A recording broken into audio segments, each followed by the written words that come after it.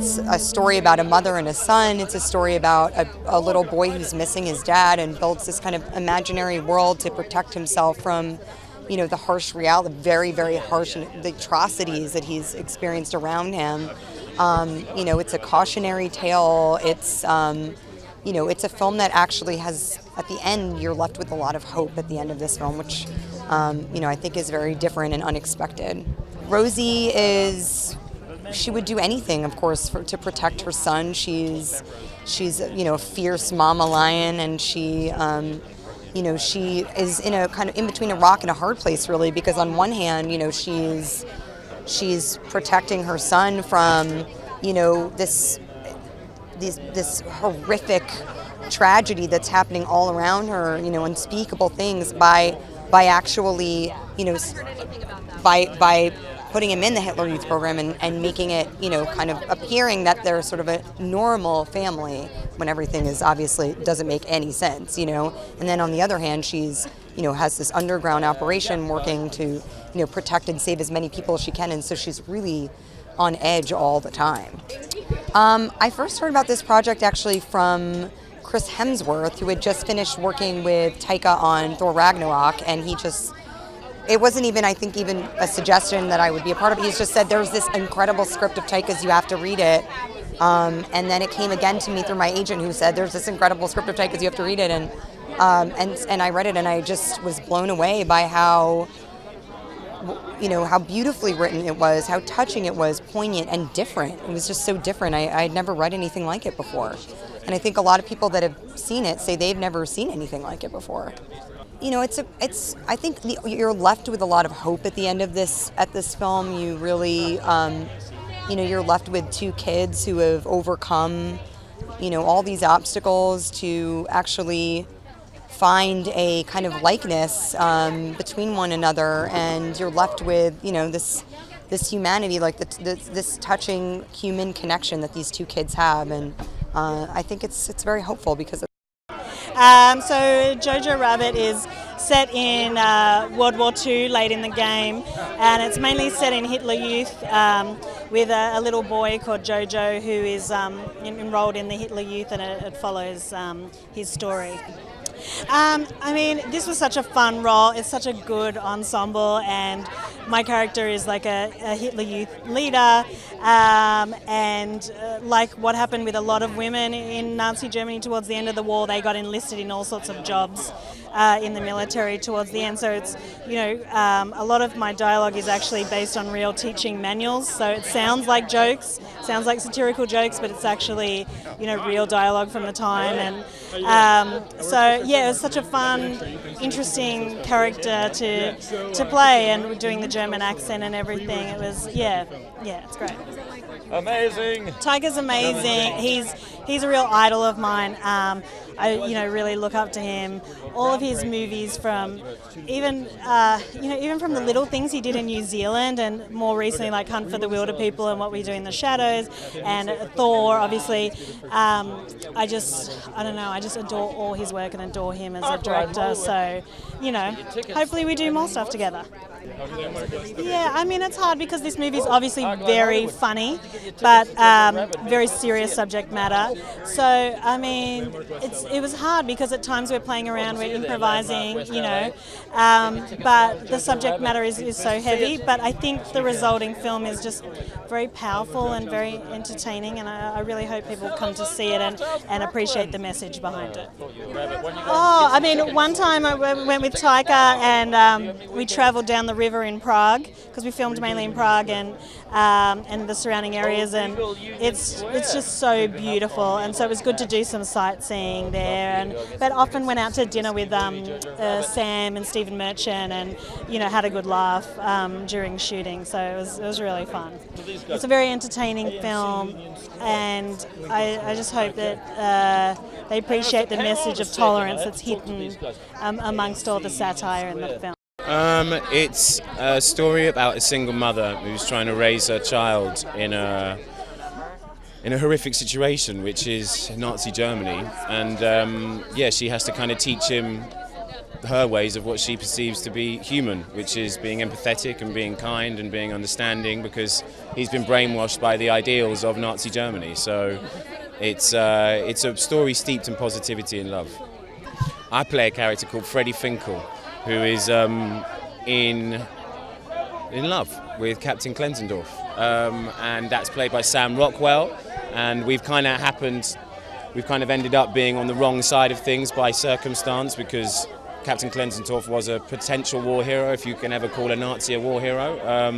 And so, yeah, he was then kind of demoted, and so we kind of look after the Hitler Youth, and that's what we do. It was just great. It was very, very relaxed. I remember kind of getting off the plane in Prague and just being whisked to this huge warehouse full of, Nazi uniforms. And for me, that's when I kind of start visualizing the character outside of myself. So it felt very strange. Sorry, it's not your funny anecdote that you wanted, but it was. But yeah, it was weird at times. It's about a 10-year-old kid that's totally brainwashed and manipulated to love hate and the Nazis and to be obsessed. And it's about how one day he finds that his mother, Scarlett, is hiding a Jewish girl, Elsa. And it's about how his opinion on Hitler and his morals and his values change because of this young, courageous girl. As I think he's like really kind of, he's really manipulated, and his life is all his kind of goodness and all his innocence has been sucked out of his eyes, and he's this kid that's kind of scared, and it's scared, and he's worried of the future, but he's also struggling between these two sides, and he's in a really messed up time, and he's having to deal with hard things that no one should ever have to deal with. It was great. I mean, he really taught me a lot. He taught me about life and energy and scenes and scripts, and he's got a very personal and great and kind of encouraging humor that's it's really funny, and it's unique. I think they'll love it. I think I hope it goes as well as TIFF and London. So I just hope I hope they get this. Yeah, it's about a boy who he's growing up in World War II in Germany, and he's been indoctrinated into the Nazi culture, and he discovers that his mother is hiding this girl in their attic, and his whole world, I guess, is upturned, and he has to figure out how to deal with this person who, I guess, in his eyes, this is the enemy. And really, the film is about that relationship and how he comes to change and get turned around. The lens of children is very pure and it's very truthful. When you ask kids things, they're very direct and they just tell it like it is.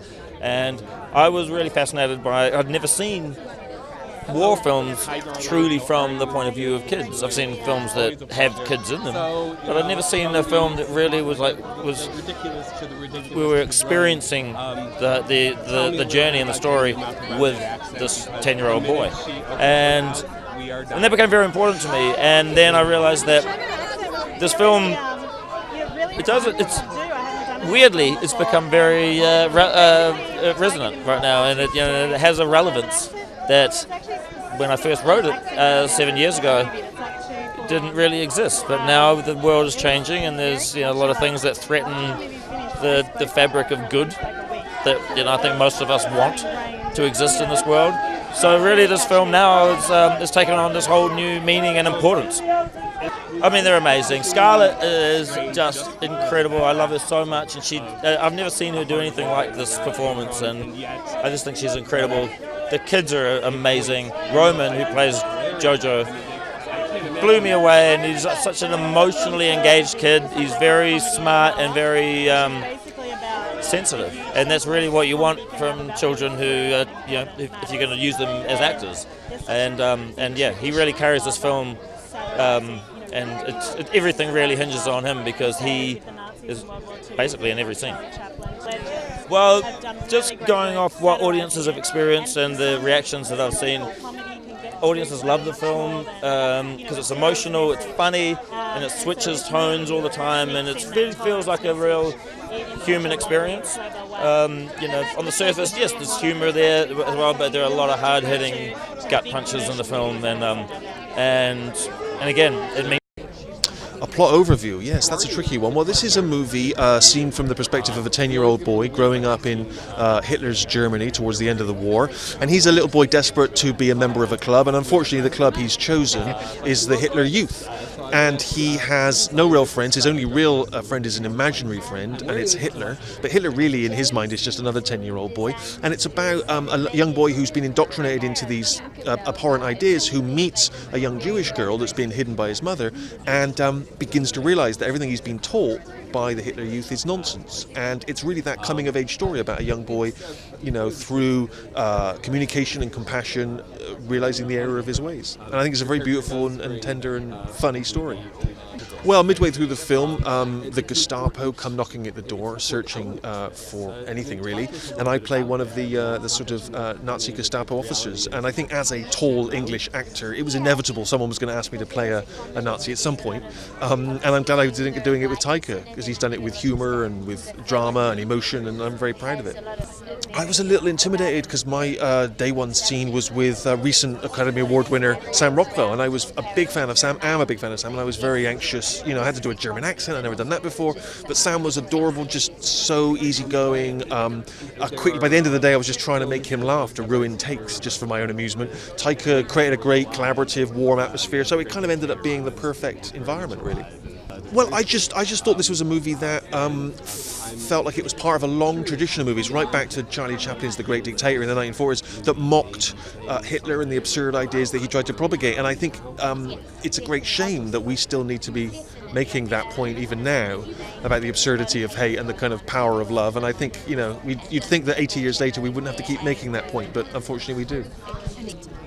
The first time I saw the film, I was amazed that I started off laughing, and midway through I started to get quite emotional, and by the end I was in tears, and that's quite an achievement for a movie about a boy and his imaginary Hitler. And I think it's very warm, it's very funny, very empowering, very soulful, and I think just a really uplifting and, dare I say, important. Well, Yorkie, he's a bit like Jojo. He wants to be part of the Nazis, but he also feels like we don't need war, and that we can just love people for who they are. And he's really sweet and just charming little, guy I just want to squeeze. I just really, really love his character. It was just absolutely hilarious filming everything, in film, out of film, mucking about behind the scenes. Absolutely hilarious, and I enjoyed it so much. Taika, I hope he doesn't mind me saying this. He's an absolute man-child, and he's just so immature, and he's just one of the funniest guys I've ever met, and he's hilarious, and working with him was an absolute pleasure.